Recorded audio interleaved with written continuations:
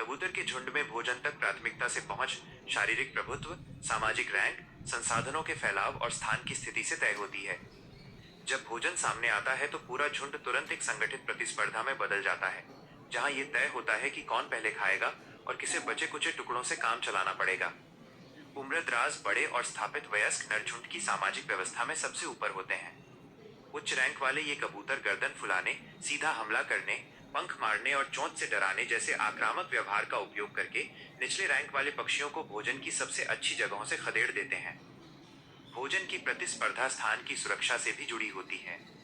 उच्च रैंक वाले कबूतर भोजन के केंद्र पर कब्जा जमाते हैं, जहां सबसे ज्यादा भोजन मिलता है और शिकारियों से सुरक्षा भी रहती है।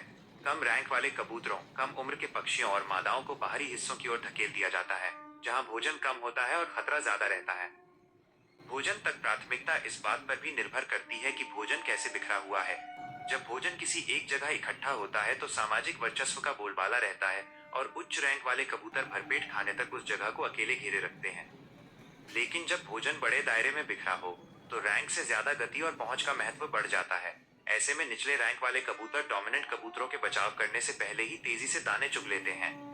प्रजनन स्थिति और जोड़े का बंधन भी भोजन की इस होड़ में बदलाव लाता है।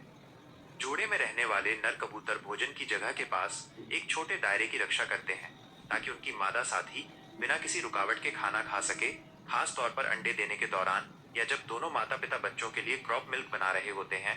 इसके अलावा केंद्र में रहने के कारण उच्च रैंक वाले कबूतर बिना डरे लगातार खा सकते हैं, जबकि बाहरी हिस्से में मौजूद निचले रैंक वाले पक्षियों को लगातार शिकारियों पर नजर रखनी पड़ती है। कबूतरों की गर्दन में होने वाली एक विशेष लयबद्ध हलचल, जिसे आमतौर पर हेड बॉबिंग, सिर का आगे पीछे हिलना कहा जाता है, उनके देखने की क्षमता, सामाजिक संचार और चलने फिरने में बेहद महत्वपूर्ण भूमिका निभाती है। हालांकि ऐसा लगता है कि कबूतर का सिर लगातार आगे पीछे घूम रहा है, लेकिन हाई स्पीड कैमरा विश्लेषण से पता चलता है कि इस हलचल में वास्तव में दो सटीक चरण शामिल होते हैं: होल्ड फेज, रोकने का चरण, और थ्रस्ट फेज, आगे बढ़ाने का चरण। चलते या टहलते समय होल्ड फेज के दौरान कबूतर अपने सिर को आसपास के वातावरण के सापेक्ष पूरी तरह से स्थिर रखता है, जबकि उसका शरीर नीचे आगे बढ़ता रहता है। जैसे ही शरीर सिर के बराबर पहुंचता है, पक्षी थ्रस्ट फेज में तेजी से अपने सिर को आगे की ओर धकेलता है, ताकि देखने का नया बिंदु तय किया जा सके। यह समन्वित हलचल कबूतरों को दृश्यों और वस्तुओं को स्पष्ट रूप से समझने में मदद करती है। होल्ड फेज के दौरान सिर को स्थिर रखने से रेटिना पर छवियां स्थिर बनती हैं, जिससे वह धुंधलापन नहीं होता जो शरीर के साथ आंखों के लगातार आगे बढ़ने पर होता। चलते समय दृष्टि और संतुलन बनाए रखने के अलावा गर्दन के इशारे सामाजिक संपर्कों और प्रेमालाप कोर्टशिप में भी महत्वपूर्ण भूमिका निभाते हैं।